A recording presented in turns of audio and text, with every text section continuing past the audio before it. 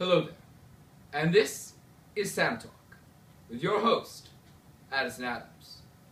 Today on Sam Talk, we shall be discussing the most fascinating animal on the endangered species list, the Acornshell southern clam, otherwise known to scientists around the world as Epioblasma orthologisis, or only known in the 3 states of Tennessee, Georgia, and Texas. The only people that actually care about this clam. And we should also be learning whether or not this mollusk can live in a zoo.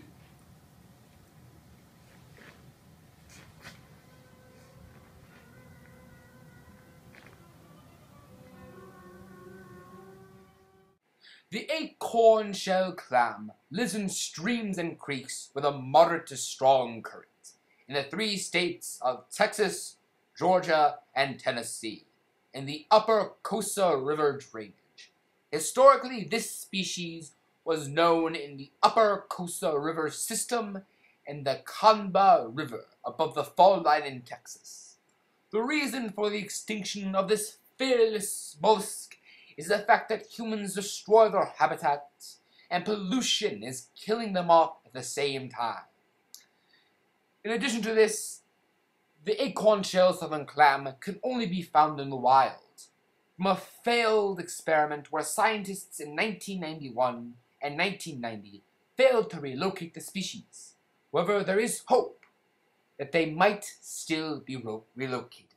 The food source for the acornshell southern clam is feeding on plankton and detritus, otherwise known as poop.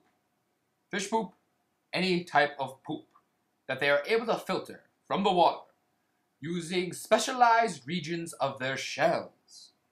The water is filtered over the gills, and the particles become trapped and eventually digested. Wait, is this clam still alive? I cannot tell. It is just sitting there. What is it thinking?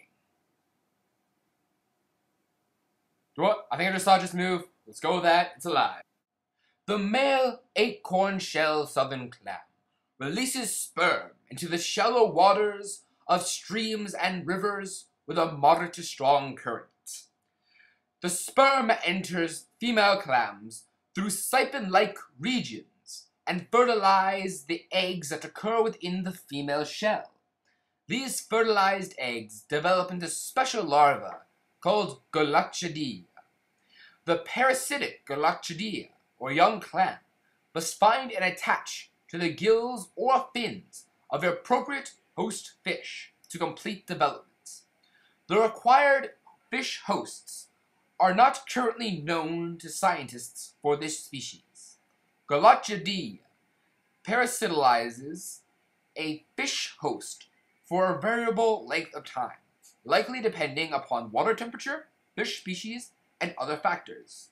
Larvae metamorphosize into juvenile mussels on the fish and then release from the host to find a suitable location to live, often the gravelly bottoms of streams and creeks with moderate to strong currents. The acornshell clam's only protection is the cold, hard shell that surrounds its mushy, gushy insides. This adaptation has grown for over hundreds of years of no one not really caring about this clam. The clam is very stupid. It has no brain, and so in turn cannot sleep and misses out on a very important part of life. However, they do get to eat day in and day out. Lucky pigs.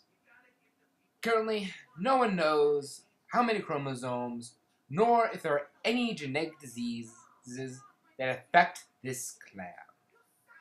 But what is known is what the clam is related to.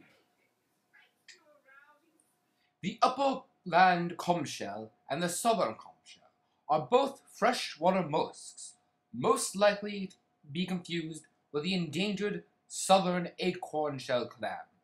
The southern acornshell clam can be distinguished from the similar species by its small size and smooth yellow shell.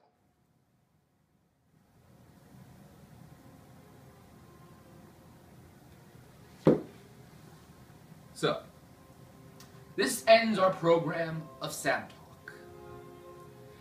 Throughout our discussion today about the Acornshell southern clam, it is my prognosis that the clam cannot live in the captivity of a zoo, but can only live in the wilds. And I hope you join us next week on our exhilarating topic about the cutest animal on the endangered species list, the sand kitten cat. Thank you, and good night.